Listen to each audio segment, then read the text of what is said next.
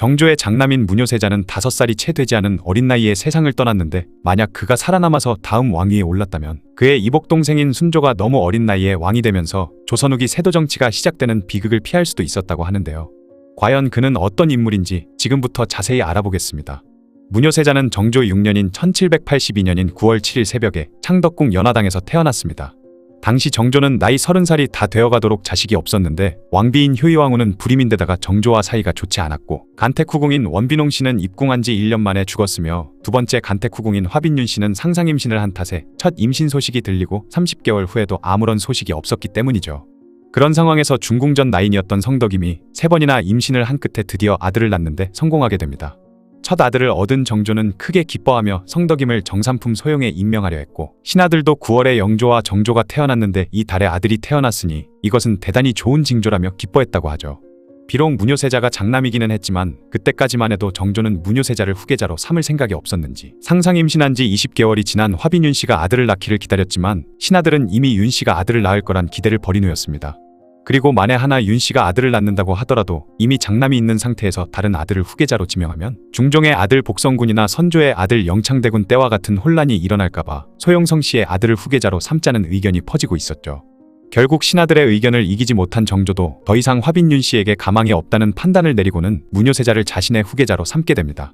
이때 영의정 서명선이 후계자가 된 문효세자의 어머니인 성덕임의 지위가 낮으면 곤란하다고 생각했는지 성덕임에게 소영보다 더 높은 지위를 내리자는 의견을 냈는데요.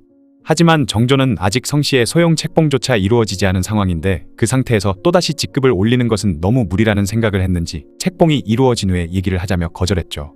하지만 원자의 생모인 그녀를 언제까지 그대로 놔둘 수는 없다는 의견이 계속 나오면서 성덕임은 정삼품 소영이 된 지 2개월 만에 정일품 의빈으로 계급이 오르게 됩니다. 다만 그녀는 궁녀의 신분으로 왕의 승은을 입은 승은후궁이었기 때문에 화빈윤 씨와는 달리 일반 후궁의 신분에서 벗어나지는 못했다고 하네요. 그렇게 시간이 흘러 문효세자의 나이가 3살이 되었고 이미 정조의 나이가 30대라는 사실에 초조해하던 신하들은 하루라도 빨리 왕세자 책봉을 해달라며 정조를 재촉했습니다. 원래 정조는 문효세자에게 조금 더 시간을 주려 했지만 워낙 신하들의 뜻이 확고한 데다 자신이 나이가 들었다는 사실도 알고 있었기에 결국 신하들의 뜻대로 문효세자를 왕세자로 책봉하게 되죠. 그렇게 문효세자의 책봉식이 창덕궁 인정전에서 치러졌는데 당시 문효세자의 나이가 너무 어렸기 때문에 본인이 직접 책봉식에 참석하지는 못했다고 합니다. 그렇게 문효세자는 생후 22개월 만에 왕세자가 되었죠. 정조의 차남인 순조가 11살의 나이로 왕세자가 된 것에 비하면 훨씬 빨리 왕세자가 된 것인데요. 정조는 하나뿐인 아들을 끔찍이 아껴서 새로운 세자궁인 중의당을 지어줄 정도였다고 하죠.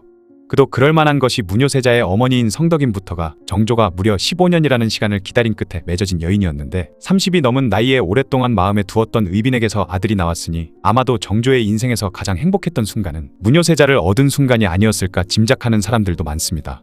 10대의 어머니 해경궁 홍씨의 나인으로 궁에 들어온 성씨를 보고 첫눈에 반한 정조의 첫사랑은 15년 동안 계속되었는데 마침내 그 사랑의 결실이 아들로 나타난 것이니까요.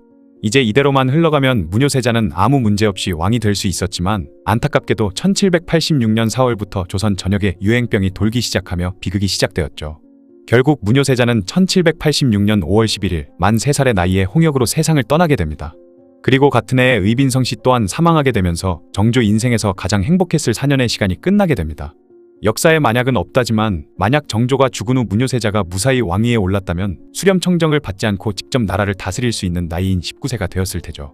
그랬다면 그의 이복동생인 순조가 너무 어린 나이에 왕이 되면서 영조의 계비였던 정순왕후가 수렴청정을 하게 되고 이후 안동 김씨로 대표되는 세도정치의 시기가 오지 않았을지도 모릅니다. 워낙 어린 나이에 세상을 떠난 탓에 문효세자가 어떤 능력을 갖고 있었는지 왕이 된 후에 나라를 잘 다스릴 수 있었을지에 대해서는 전혀 알 수 없지만 최소한 조선의 멸망을 불러왔다는 세도 정치를 피할 수 있었다는 가능성만으로도 그가 왕이 된 조선이 더 나았을 거라 짐작하기는 어렵지 않죠. 어쩌면 조선의 운명을 바꿀 수 있었을지도 몰랐던 문효세자의 이야기였습니다.